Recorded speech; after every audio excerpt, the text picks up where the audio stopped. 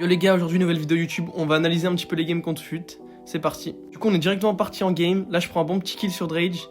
Donc je vous explique notre compo et pourquoi on a pris ça. Donc on a pris Jhin, Mandy, Meg. Mandy on l'a pris parce que ça a deux bons match-up contre Brook et Belle. En même temps avec le gadget qui traverse le mur contre Charlie c'est pas si horrible.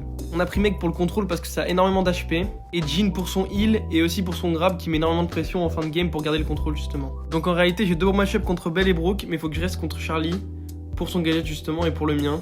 Sinon mon équipe peut justement complètement rien faire contre eux. Le Jhin a un match-up super compliqué parce qu'il doit juste dodge absolument tout. Et il a pas du tout le match-up contre Belle ni contre Brook. On a fait un bon début de game, on a un bon lead, il faut vraiment le conserver maintenant. Ça va être compliqué parce qu'ils ont des trucs qui sont super forts comme l'hypercharge de Belle. Le ciel est bleu ici qui met un grab exceptionnel, hein. On va pas se mentir, c'est super dur de faire ça en pro. Et on mène donc 5-0. Il leur faut 2 kills, soit moi et le ciel est bleu, soit moi et la Meg, soit le ciel est bleu et la Meg. Là on va se faire push parce que la Meg est trop à gauche et moi je suis au mid. On a fait une erreur, on a swap les sides alors qu'on n'aurait pas dû. Et du coup on se fait punir directement, ils prennent double kill. On a perdu la pression et on est derrière. Et avec notre compo c'est super dur de revenir dans les games. Mandy c'est super dur pour avancer, Jhin c'est pas évident non plus, Meg c'est pas mal. Mais c'est compliqué face à Charlie et Belle surtout avec ses trappes. Le replay d'ailleurs j'ai essayé de zoomer au maximum mais c'est compliqué parce que je l'ai pris sur le stream de Piu Piu qui castait justement. Si vous le connaissez pas il casse absolument tous les tournois e-sport à peu près. Sur Brawl Stars, parfois Clash of Clans je crois. Il a une chaîne Twitch et c'est là-bas qu'il stream, voilà.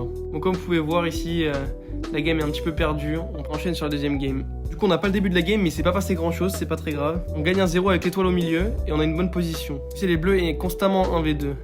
Donc c'est un peu compliqué, regardez, il doit être juste tout dodge. Encore un grab magnifique, c'est une folie de faire ce qu'il vient de faire, on se rend pas compte.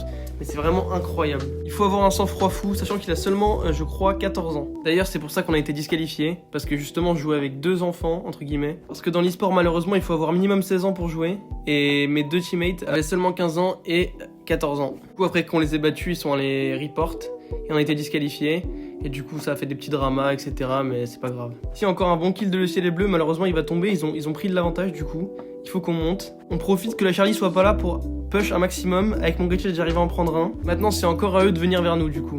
Maintenant que j'ai l'ulti je vais le garder pour leur faire peur parce qu'ils sont sous pression une fois qu'il y a un ulti. On 2 hyper charges, il va falloir faire super gaffe, la game va être tendue. À un moment donné où il faut garder la tête froide parce que là il faut dodge et toucher en même temps, c'est super compliqué. Là j'ai mon ulti, je vais le mettre directement sur la Charlie. Heureusement je l'ai pas raté, sinon la game était perdue je pense. Donc on prend cette game numéro 2, on passe à la game 3. Pareil ici, on a encore réussi à avoir l'étoile bleue au début parce qu'on a Meg. On a beaucoup d'HP donc on peut se permettre de la prendre. Malheureusement on prend un peu beaucoup de pression au début donc on perd un peu de position et ça va être une game assez compliquée. Brook et Belle sur Jhin, on en profite pour aller sur la Charlie et la tuer. 1 pour 1 ça nous va très bien, comme ça on est toujours devant avec l'étoile bleue. C'est nickel. Ah oui, je vous ai pas dit ce que j'en pense de la draft. Je pense que c'est un 50-50 donc tout le monde peut gagner, c'est juste le meilleur gagne.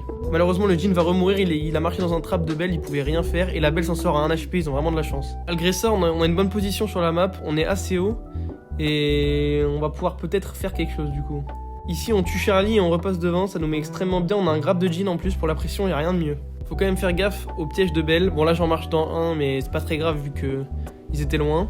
Mais ça aurait pu être plus dramatique. Il nous faudrait le robot de Meg pour la pression, ça serait cool. J'en profite vu qu'il se passe rien pendant un petit moment. N'hésitez pas à me donner vos retours sur la vidéo, ce que vous en pensez, etc. Les conseils. Ça fait toujours plaisir. Et merci du soutien évidemment. Bon j'ai coupé un petit peu, là il y a l'ulti de Brook, faut qu'on fasse gaffe. On prend énormément de pression. On est vraiment pas très bien là, j'ai un ulti. Je vais le mettre sur le Brook parce que la Charlie s'y attend trop. Maintenant que j'ai eu le Brook, ça nous libère un petit peu d'espace et un peu de temps. On a un grab de Jhin, on n'est pas si mal en termes de pression. S'il arrive à grab quelqu'un, on est bien. Si on voit qu'on lui dit de venir grab la Charlie s'il peut.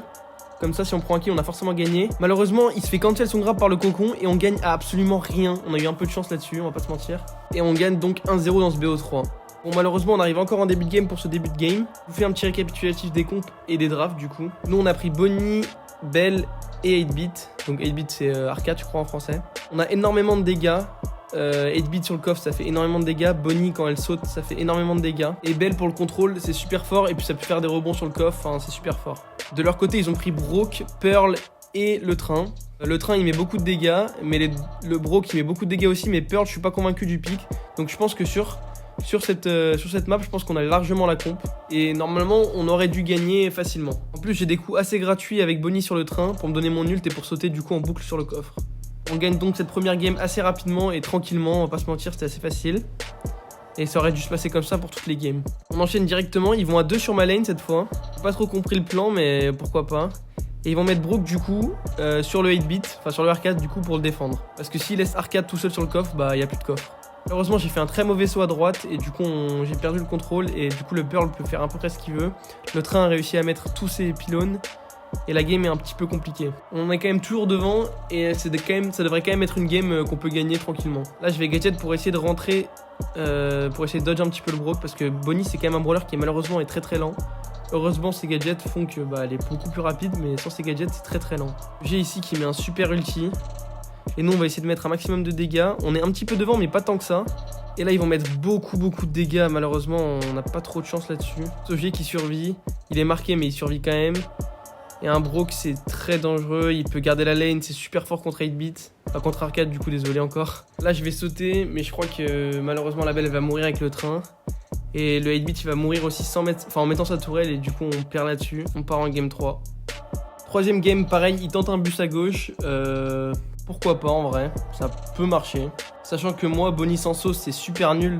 Donc là, je suis obligé de faire le tour et d'essayer de les rattraper un minimum avant qu'ils mettent trop de dégâts, entre guillemets. D'ailleurs, pour la petite anecdote, moi, je devais jouer cette année en e-sport avant que j'arrête, du coup, avec OG et Filippo. Mais je me suis fait un petit peu snake et pour des histoires d'argent, Dredge a réussi à les convaincre de venir avec eux. Et ils ont réussi et du coup, ils sont partis avec... Enfin, il a réussi et du coup, ils sont partis avec Dredge, malheureusement pour moi. Mais du coup, j'ai arrêté l'e-sport suite à ça. C'est un monde qui m'a un peu dégoûté, la plupart sont détestables. Franchement, ils jouent pas pour la passion, ils jouent que pour l'argent. Et moi, je préfère jouer avec mes potes, donc pour le moment, je joue avec mes potes pour le fun, entre guillemets. Mais je m'entraîne pas, je fais juste des petits tournois avec des gens que j'aime bien et c'est tout. Je me force pas à jouer avec des gens que j'aime pas, etc. Même si peut-être j'aurais pas la carrière que je veux, je préfère faire ça que me forcer à jouer avec des chiens, hein, pour être honnête, avec des gens détestables et insupportables. Parce que ce qu'il faut savoir, c'est que dans l'e-sport, il y a vraiment beaucoup de gens, hein, vraiment beaucoup de gens qui... En milieu de game qui pètent un câble, qui insultent leurs coéquipiers, etc., etc. Il y a plein d'histoires là-dessus.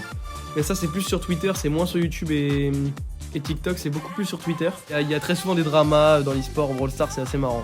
Bref, désolé, j'ai pas trop parlé de la game, je parlais un peu d'autre chose là. Ah oui, dernier point, pardon. Quand je rentre de vacances, je vais commencer à push 100k avec RZM. Je vais pouvoir vous faire des vidéos sur à peu près tout, donc dites-moi à peu près quel format de vidéo vous préférez quand on va push les 100k, genre des vidéos en 35, je sais pas, des vidéos à 1500... Des vidéos juste des trophées généraux, genre 85 000, tout ça. Que ce soit sur TikTok, que ce soit sur YouTube. J'aurais pas mal de trucs à vous proposer avec à peu près tous les brawlers. Donc n'hésitez pas à me dire vraiment vos préférences aussi. J'ai essayé d'écouter vos conseils sur la dernière vidéo. Et normalement c'est un petit peu plus zoomé ici, même si je peux pas zoomer totalement parce que c'est l'interface de Piu Piu. Et j'ai mis une musique en fond aussi, je sais pas si vous avez remarqué. Mais voilà. C'est tout. Du coup, on passe au troisième set, on a perdu le deuxième set, pardon. Je me refocus, donc là, c'est là où tous jouaient. Au niveau des compos, nous, on a pris Jessie, Buster et Emery, donc Sandy. Et notre compo, c'est une compo où il faut vraiment qu'on joue ensemble, sinon, ça va pas marcher. On doit jouer ensemble, on doit avoir de la synergie, on doit tout call, on doit bouger ensemble sur la map, on doit vraiment rester collés, faire des trucs ensemble, et voilà, c'est tout. Leur compo, par contre, est bien différente. C'est une compo, assez simple, avec 3 lanes. Ils doivent pas forcément jouer ensemble, mais ils doivent gagner leur lane séparément. Mais ils doivent quand même un peu jouer ensemble parce que quand tu joues contre une compo où tout le monde joue ensemble, t'es obligé de rester paquet. Là, vous avez vu, on a un ulti Sandy, donc on avance ensemble sur la map, on reste avec le Buster pour lui donner l'ulti et pour qu'il nous donne la position. Il passe dans le bush, eux ils le voient pas venir. Il pinch à 2, il le tue. Les deux ils sont dans leur spawn, moi je prends les gemmes, je fais gaffe quand même au Pearl parce que le Pearl avec son gadget il peut vite me mettre beaucoup de dégâts. Là Sandy, je lui ai dit de repasser à droite parce que sinon le Pearl aurait pu avancer, ça aurait pu être compliqué. Malheureusement, le Buster se fait ult, il fait 1 pour 1, du coup on perd un petit peu la position, mais c'est pas très grave. On a un ulti de Sandy quand il respawn. On est très bien, j'ai ma tourelle bientôt, je vais la mettre je crois. Voilà, il gadget aussi parce qu'il joue gadget vu que l'autre sert à rien contre cette compo. C'est une game qui est quand même assez serrée, on a encore un ulti de Sandy, je l'avais dit. Et là du coup on peut encore avancer, regardez on avance tous ensemble sur la map, on est vraiment paquet. Dans cette situation c'est super compliqué pour eux, ils peuvent pas vraiment aller chercher quelque chose. Là ce qui est important c'est surtout de jouer ensemble et de les empêcher de monter.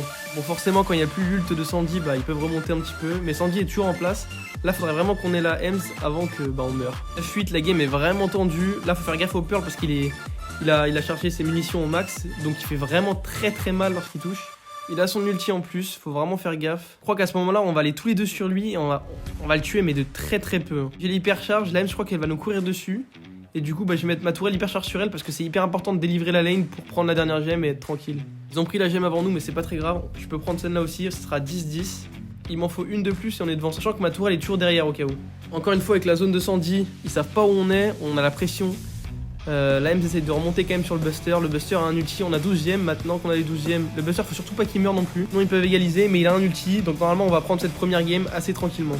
On enchaîne avec la game 2. La game 2, ils ont complètement changé les lanes. Et le Pearl était super insupportable à gauche. Il n'y avait personne sur le Pearl.